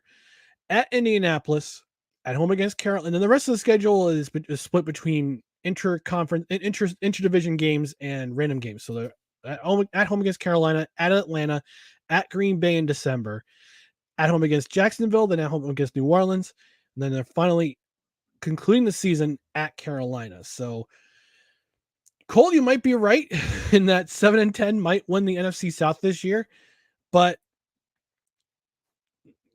I take this from one of my favorite political commentators, Andrew Clavin. He says the most predictable thing about the future is that it's unpredictable. I'm going to leave it at that. All right, continuing on with this edition of the Brian Snow Show, Ryan McCawffee Takeover, Ask Me Anything edition. Chris Dietz had a great question. And he says, what's the best tradition in sports between pro and college? That's a great question. I know this is a very subjective question, but I'm going to give it a shot. I know people have their disagreements about the about their college traditions, their pro football, their pro traditions. I graduated from a school with my bachelor's degree. I graduated from a school that does not have a football program. In fact, they didn't start their athletic program until I started going to school in 2017. That tells you everything about my alma mater's athletic program, which I'm not going to besmirch them. They're just starting out. The college has been in existence for only 40 years. So, one second, I have to take a quick drink. It's thirsty work over here. But like I said, my alma mater does not have a huge athletic program. It started about 5-6 years ago. And they only have limited sports. They have soccer, men's and women's soccer, men's and women's basketball, softball, baseball, and track and field. And actually, they had an exhibition game a couple of years ago. I think they have an annual exhibition basketball match against Old Dominion University, because they're both located in Virginia Beach, around the Virginia Beach area. Old Dominion's around in Norfolk. You got Norfolk State. Regent University, where I graduated from, is in Virginia Beach. So they play an exhibition game at Old Dominion. I believe it's a yearly thing now since they started their athletic program. So college, the best college pro traditions. I'm a Penn State football fan. I love their whiteout. Every year they have the whiteout game every year. I love that. Anything to do with color, like a red out, whiteout, blackout, whatever. It's great. It's great. I love the fact that everyone in the crowd, except for a handful of students or people, wears white. You see the one section, I believe, at the 50-yard line, and one of the sides is they have several people just wearing blue. It spells out the letter S. That's pretty cool. RPI.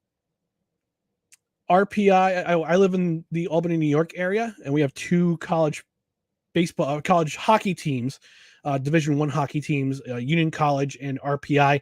They have their annual Mayor's Cup a couple years ago. It ended in a fight. I believe that was the year that Union won the national title, 2014. So, but during the national anthem, if you go to an RPI game, which is Rensselaer Polytechnic Institute, if you go to one of their games, depending on who they play, if they play Clarkson, you'll hear the word night being yelled aloud during the national anthem.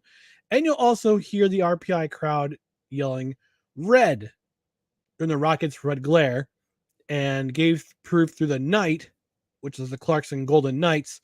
You'll hear the alumni yell night. So that's a pretty cool tradition. Iowa, the University of Iowa, the football players at the end of the football at Kinnick Stadium, they have the tradition at the end of the first quarter. They turn to the Children's Hospital and everyone waves. That's pretty cool. In terms of games, in college football, the Red River rivalry is also usually pretty fun to watch between Oklahoma and Texas.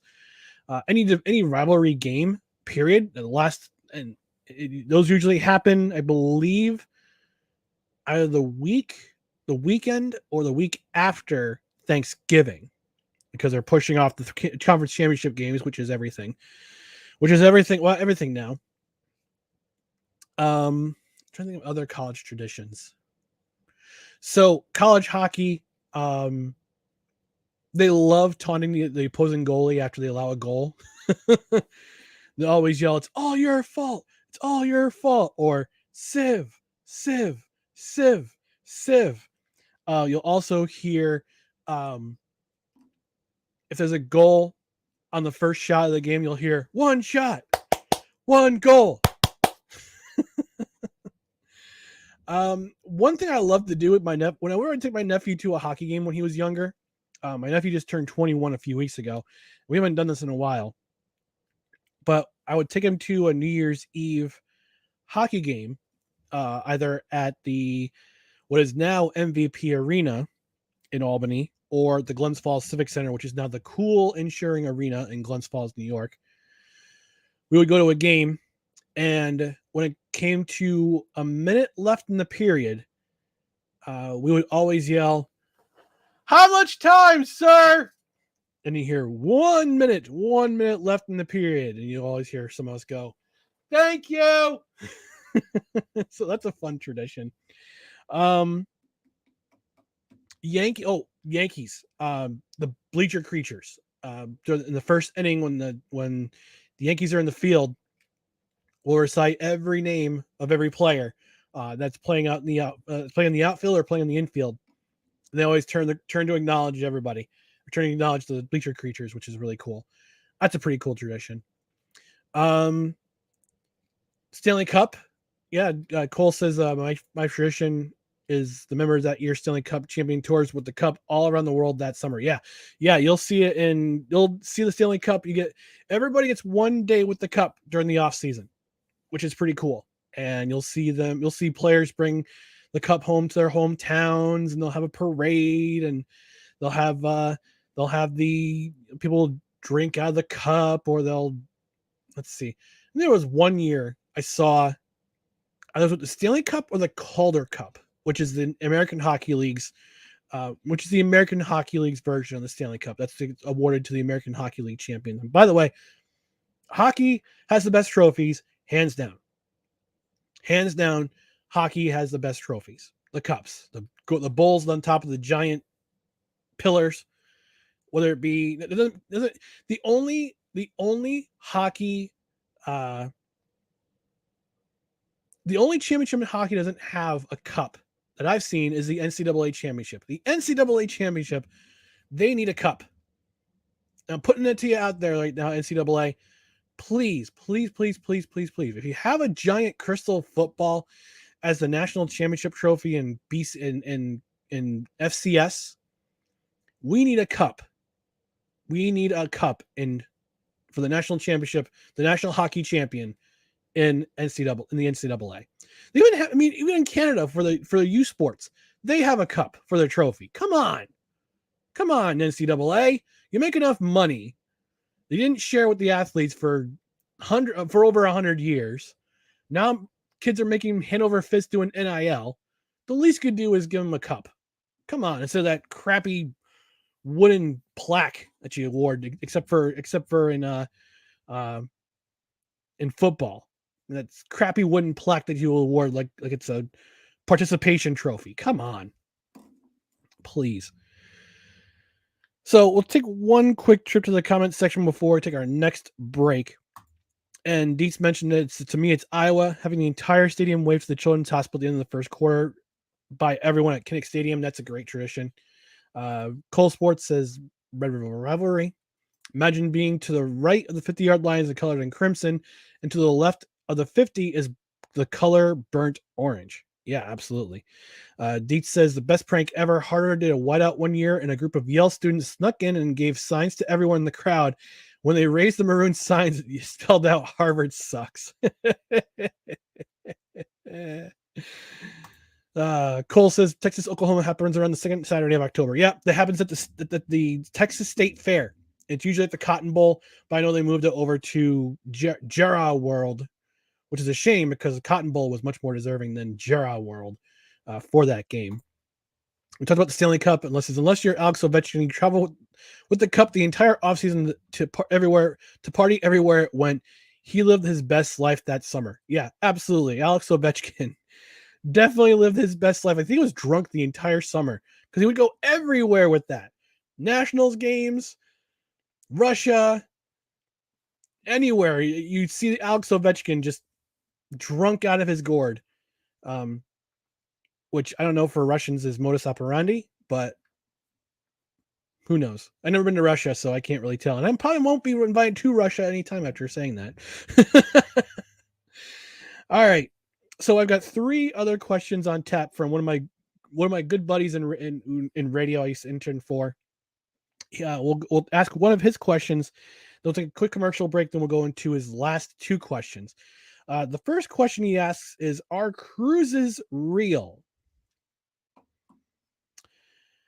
I presume he means cruise ships. Yes. I mean, cruise ships are just giant yachts, but it's a giant buffet. Basically, it's a giant floating buffet and an amusement park and a dance floor and a gymnasium. I mean, it's a giant city on a boat. It's also a giant sickness, from what I understand, a giant sickness petri dish. And I remember spending time with one of my sister's friends last night. We were talking about cruise ships because we were watching John Pinette, God rest his soul, and his stand-up special and how he talks about being on a cruise ship. And she was telling us a story about how she took her and her son. She went with her and her sons on a cruise one year, and they had everything you can imagine. Giant water slides, shuffleboard, lots of games. And she also said that all three of them got sick and had to quarantine themselves in their room for a day. So they had food delivered to them when they called. So cruise ships are basically everything, including a giant petri dish, apparently. But yeah, cruises are real. My buddy Tom Goslavsky, guys, the Lovakin guys show here in Albany. They're actually on air right now, so I'm going to listen to them as soon as I get off the air too. Because I'm also the curator of their sheet of accountability, which is their play of the day, bets for the day, and I keep tabs on who had their bets, won their bets, and who lost their bets. And I'm not sure if there's been a punishment established yet. I'm hoping we can create one. But that, guys, if you're watching, listening, I'm out here. I got ideas. As I sip my iced tea. Oh, apparently we have some breaking news. Thanks to Cole Johnson. He says, breaking news, Wizards trade, I presume he meant Warriors. The Golden State Warriors have traded Jordan Poole to the Washington Wizards in exchange for for Chris Paul. CP3 to the Warriors? Yeah, something's cooking there. Steve Kerr and I guess who is their GM now? Mike Dunleavy Jr. Mike Dunleavy's kid. Mike Dunleavy Jr. They got something cooking in San Francisco. So that remains to be. It's going to be interesting to see. Oh, and I have some other breaking news. I don't have a breaking news button just yet. Maybe I'll create one on the break. But the Chicago Blackhawks, even though they're a week away from, actually they're 6 days away from the NHL draft, they will be drafting Connor Bedard first overall. So there's your other piece of breaking news. I say that tongue in cheek, of course. Oh, and apparently the San Antonio Spurs are drafting Wembayama first overall. So just want to give you that heads up. All right, we'll take a commercial break. We come back. I'll answer my last two questions for Ask Me Anything. Thank you for watching the Brian Snow Show featuring me, Ryan McCawffee, the Ryan McCawffee Takeover. Tomorrow, I just want to give you a program note. Tomorrow, Drew Willingham from the In and Out Sports Debate, D. Willie, he'll be hosting tomorrow's show for Friday. So it will be pre-recorded. So any live comments you make, they will not be read. But it's always a good time when Drew's on. He's right before you. It's right after he hosts the Sports Senseis, which will be without Snowman, but tomorrow on the Sports Senseis on Snowman Multimedia and a myriad of other YouTube platforms, it will be Drew Willingham and Cole Johnson. Cole Johnson will be the guest instructor for the Sports Senseis tomorrow. But for now, let's take a quick commercial break. For the Brian Snow Show, the Ryan McCawffee Takeover with me, Ryan McCarthy. We'll be right back in just a few moments. Where's that button? There it is. Where sports is the base, life and fun are the results. This is the Brian Snow Show.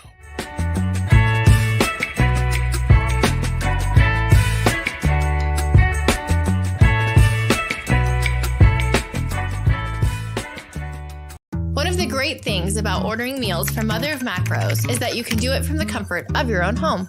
Click the national or local delivery link to access the menu, and we'll ship the meals right to your door. We understand you won't always have time to plan, shop, prepare, and cook to provide healthy nutrition for your family, so the process is simple and saves you hours. We know you're busy, so our meals are professionally prepared and packaged. You only need to heat them up and enjoy. We provide macro-balanced, delicious meals chock full of fresh, local ingredients with none of the stuff you don't want to eat. Plus, our menu changes every week, keeping your taste buds wanting more. We take care of your meals so you can worry about everything else on your list. Mother of Macros.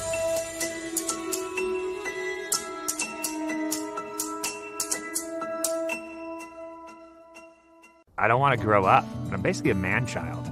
2005 Burning Man. I put a single Mitsubishi 170-watt panel on the roof of my F-250, and I killed the batteries within like 15 minutes of the first time turning them on. So that's when I first got into solar. I was blown away by the customer service at Battleborn. We want them to be happy with our product, because in the long run, they're the ones who are out there using it. When you used to buy something American, like a car, something you knew was built really well, that's what I think of with Battleborn. Hey, y'all, Snowman here. Catch me, Cole Johnson, Wise El Jefe, and the usual cast of characters as we bring it to you every Monday through Friday at 8 a.m. Eastern. It's called Snowman in the Morning with Cole Johnson, and it's right here on CSTV and CSTVNow.com. Join us, won't you? Where sports is the base, life and the results. This is the Brian Snow Show.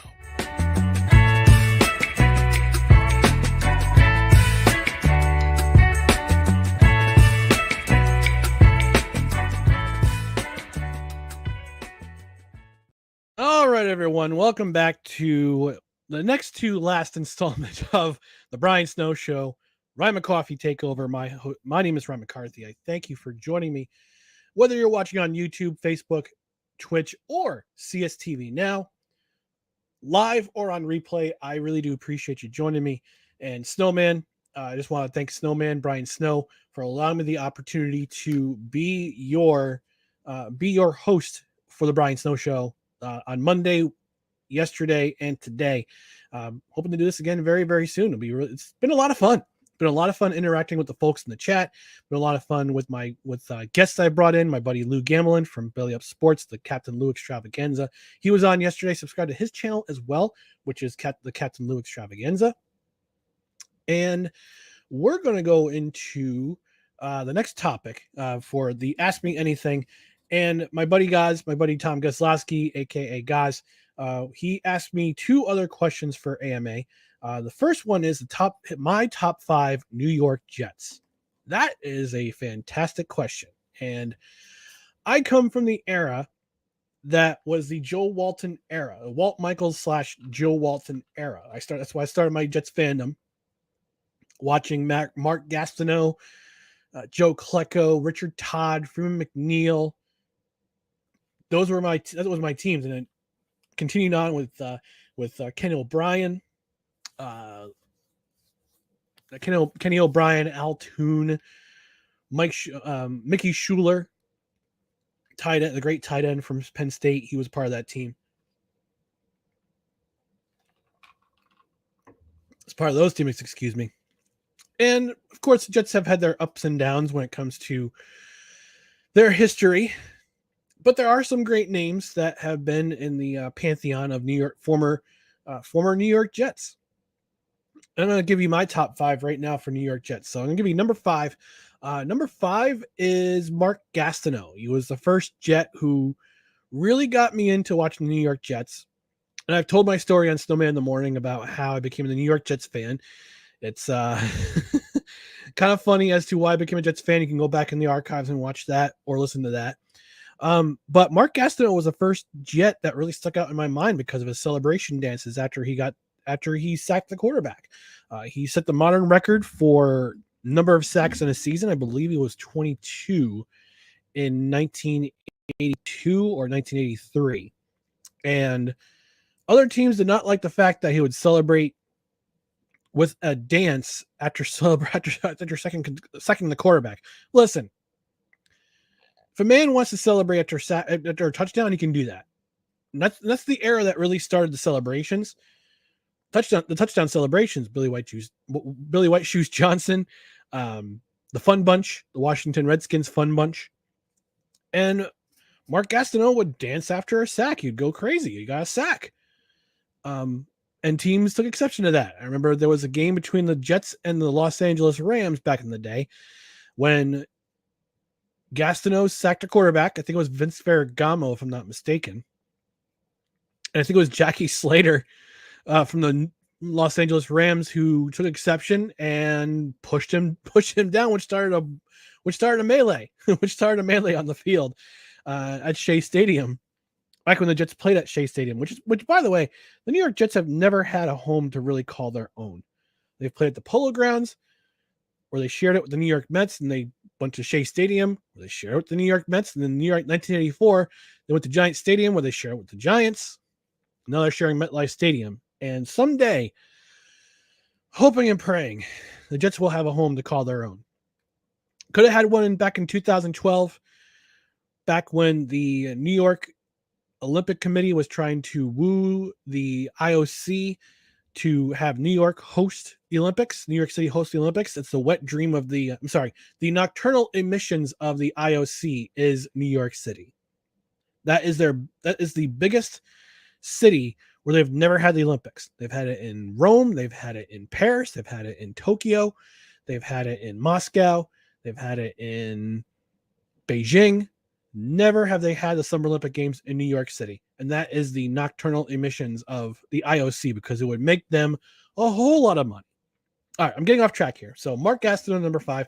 Number 4, I'm going to say Nick Mangold. Nick Mangold, who was part of the team part of that group of players selected in the early 2000s that made up one of the best offensive lines in New York Jets history. They had a great tradition of offensive lines during the Herman Edwards era, where they would draft or sign great players. Like Damian Woody was a member of the Jets team who was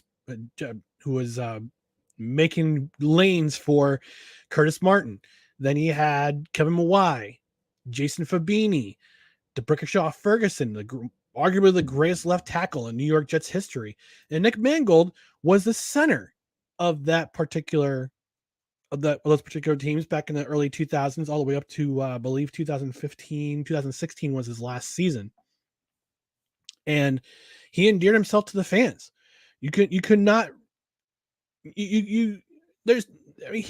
He's so recognizable. Not only is he, and not only did he endear himself to the fans as a player, but he's also endearing himself to current fans, even though he's been out of the game for a good almost decade now. About 6 or 7 years, been in the game for 6 or 7 years, yet he's still an ambassador for the New York Jets. So he stayed in the area after he was drafted from Ohio State University, was considered one of the best Jets of that era. I believe he's in the all 2010s New York Jets team. So I believe he's, in my mind, top 5 Jets of all time. So he's number 4. Number 3, I'm going to say number 3.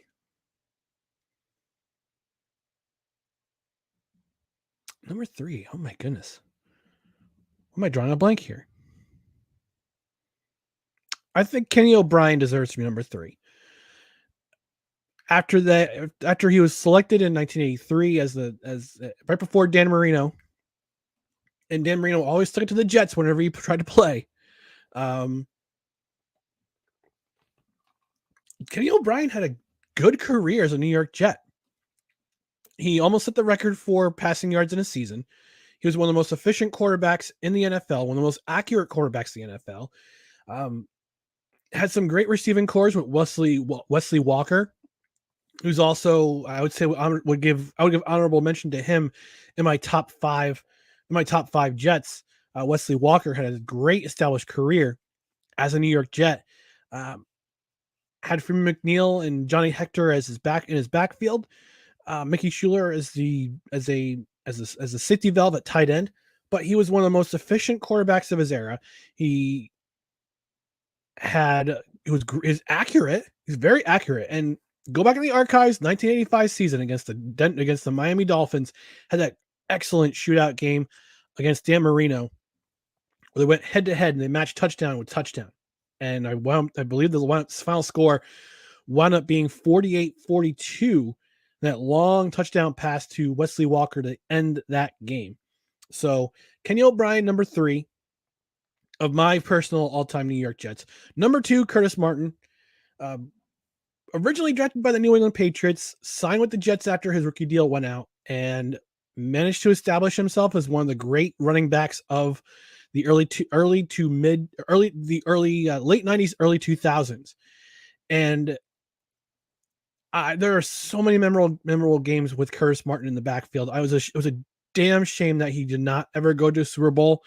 He did not appear in a Super Bowl. Went to plenty of Pro Bowl games. Was the bell cow running back for the New York Jets back in that era with Bill Parcells back in '98. That magical season, and with Herman Edwards in those seasons where they got to the playoffs. They won a division title in 2002. They just couldn't get over that divisional round hump for some reason. They ran into better teams. They would run into the Raiders a couple times. I believe they ran into the Patriots. So they would run into better teams and they would fall short. And it's a damn shame that Curtis Martin never went to a Super Bowl. Oh my goodness. That would have been, he would have been number 1 if he had gone and won. He'd gone to and won a Super Bowl. But the number 1 New York Jet is right now until, and forever will be until he's surpassed by another player, is Joe Namath. New York Jet. Fun fact about Joe Namath. If you didn't know about Joe Namath, he was actually selected. He was selected by the St. Louis Cardinals in the NFL draft in 1965, I believe. So he was selected by both the New York Jets and the St. Louis Cardinals. He decided to go to the New York Jets, and the rest is history. Super Bowl, most passing yards in team history, most passing touchdowns in team history, Super Bowl 3 guarantee. And right now he's my greatest of all time. And it's and again, like top 5 anything is subjective. I just see Jeets put in the chat. Altoon, Freeman McNeil, Wayne Corbett, Mo Lewis, Darrell Rivas, who was a Hall of Famer this year. Altoon, oh my gosh, what might have been with Altoon's career if he had all those concussions. Freeman McNeil, solid running back throughout the 1980s. Wayne Corbett, always a great target for no matter who was at quarterback. Neil O'Donnell, Vinny Testaverde, Chad Pennington with his rubber arm. Mo Lewis, yeah, definitely with his, which by the way, Mo Lewis is the one who gave us, no, it wasn't Mo Lewis who gave us Tom Brady. It was somebody else. I can't remember his name. And Darrell Rivas, all-time New York Jet. All right, we're going to take one more commercial break. It's a hard break. When we come back, I'll go through my final, I guess you would say kind of funny AMA questions. So stick around. You're watching the Brian Snow Show. Ryan McCawffee take over right back after this. Where sports is the base, life and fun are the results. This is the Brian Snow Show.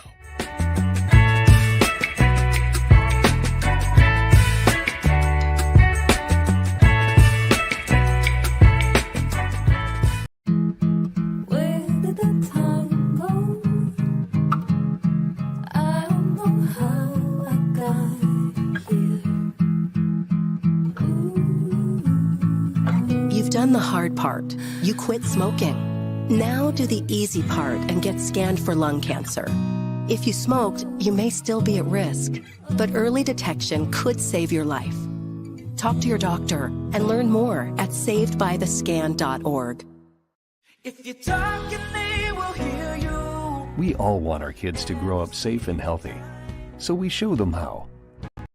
And we tell them with honest conversations that let them know what we expect. Not just one time, but every chance we get. That's especially important when it comes to alcohol and other drugs. Kids not only need to know the dangers and how to avoid them, they need to hear it often from you.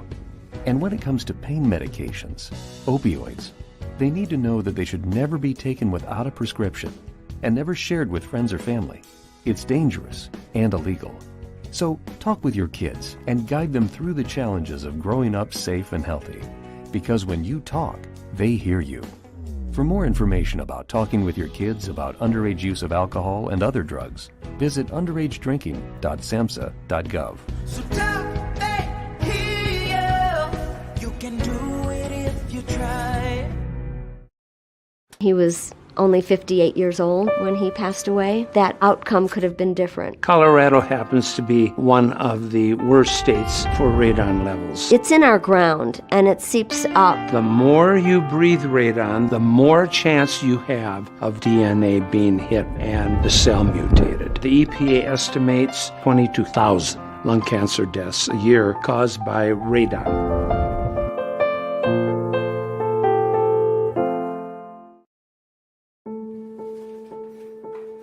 We all make choices.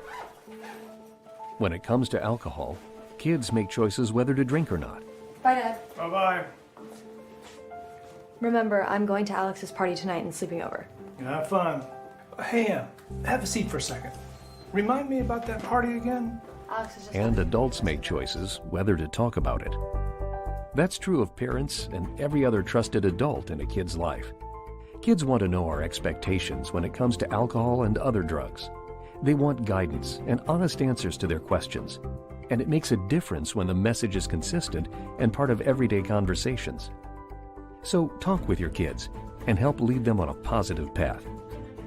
Because when you talk, they hear you. For more information about talking with your kids about underage use of alcohol and other drugs, visit underagedrinking.samhsa.gov.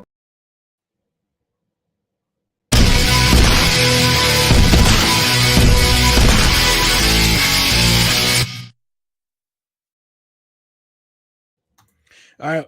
As I mentioned a while back, probably about 10 15 minutes ago, Cole reporting that the Warriors, the Golden State Warriors, have traded Jordan Poole to the Washington Wizards in exchange for Chris Paul. So if you missed that breaking news, well, there's that breaking news.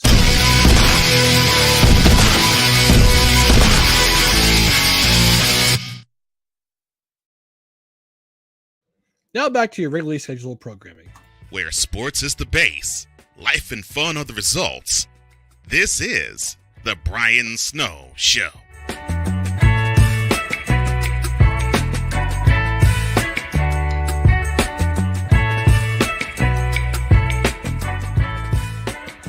Welcome back officially to The Brian Snow Show. Ryan McCawffee takeover. My name is Ryan McCarthy, a.k.a. Ryan McCawffee. I've been filling in for Brian Snow this week. Filled in for 3 days this week. Chris Dietz filled in on Tuesday. And tomorrow, Drew Willingham, on a pre-recorded version of the Brian Snow Show, will be hosting this show.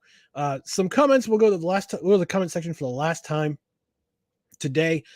Cole Johnson says, I'm shocked the Olympics have never been in New York City. I'm positive we'd see televised orgies taking place in newsrooms if that happened. Gross.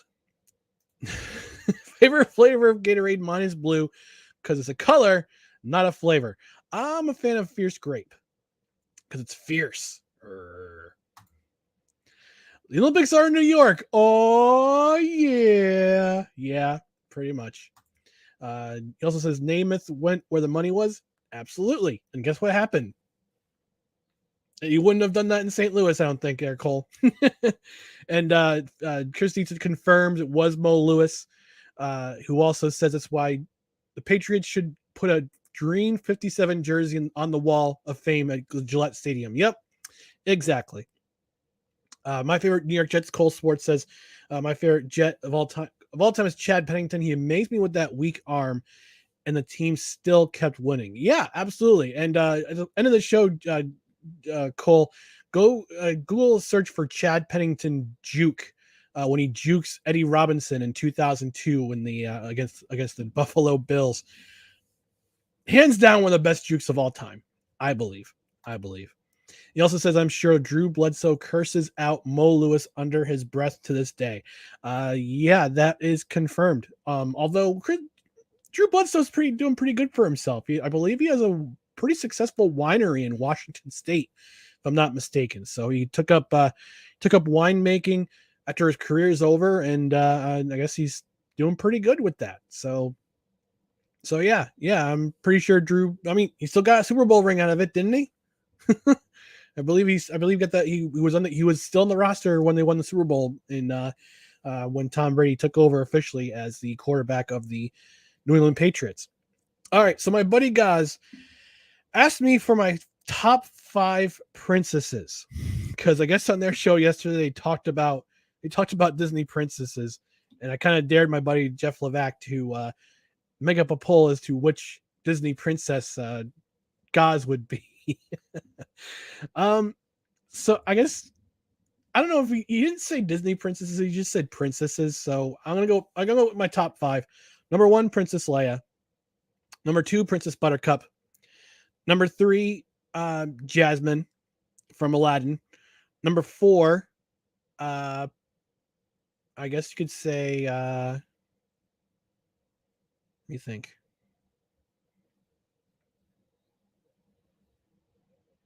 Oh. Does Belle from Beauty and the Beast count as a princess? I don't think she does. I think she's just a librarian. But I guess we'll count it because when people play Mary Boff Kill, it's usually Jasmine, Belle, and Ariel from. If you play that game in the car on the way to on road trips, you play that game. I use Boff as a synonym for another word that I can't say on the air. But you probably get it. Usually it's Jasmine, Ariel, and Belle. And Deet says Belle's a Disney princess. Yeah, we could call her a Disney princess. I guess she wooed the beast to becoming a prince. And my last princess, I say Cinderella. And I remember taking my niece to see the live action Cinderella a couple years ago when the fairy godmother was played by Helena Bonham Carter. I forget who the actress was who played Cinderella. Let me just look that up real quick. IMDb and go to Cinderella. Lily James. Lily James was Cinderella. So she also played Pamela Anderson in the Tommy and Pamela movie. I think Sebastian Stan played Tommy Lee in that. But yeah, Lily James, Cinderella. So those are my top 5. Princess Leia, Princess Buttercup, Jasmine, Belle, Cinderella. There you go, guys. There's my top 5 princesses.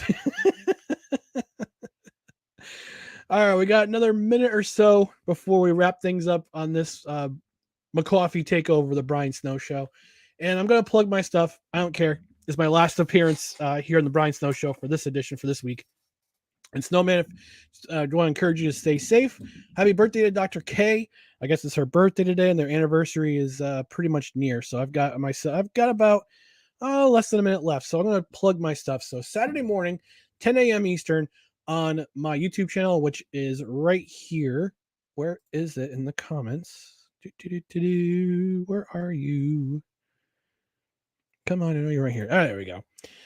Which is www.youtube.com/nocreds @nocreds_REQ. That's my channel.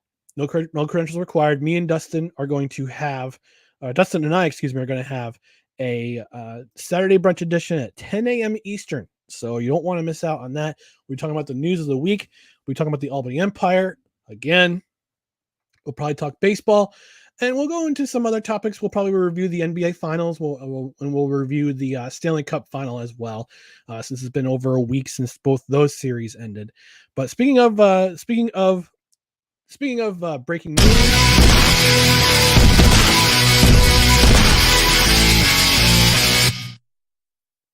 yep, that's right. Breaking news: Chris Paul traded to the Warriors in exchange for Jordan Poole. Thank you, Cole, for giving me a heads up on that. Lots of trades going on in lieu of the NBA draft. Next week will be the NHL draft, and that'll take place on Wednesday and Thursday of next week. And wait, some more breaking news for you.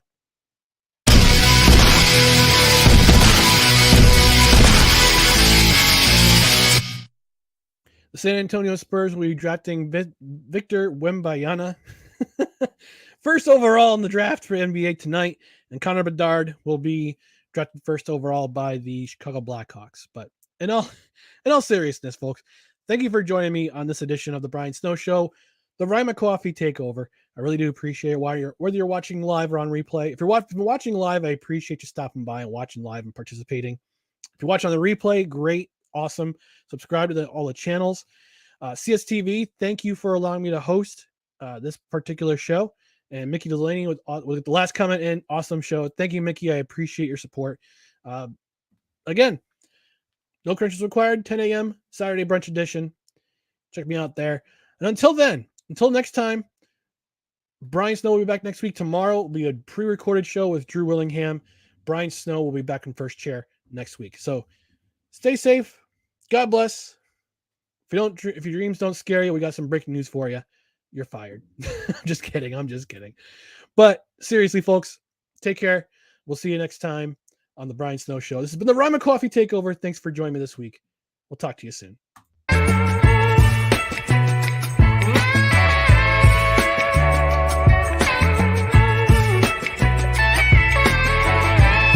Thank you for tuning into The Brian Snow Show, where sports is the base, life and fun are the results.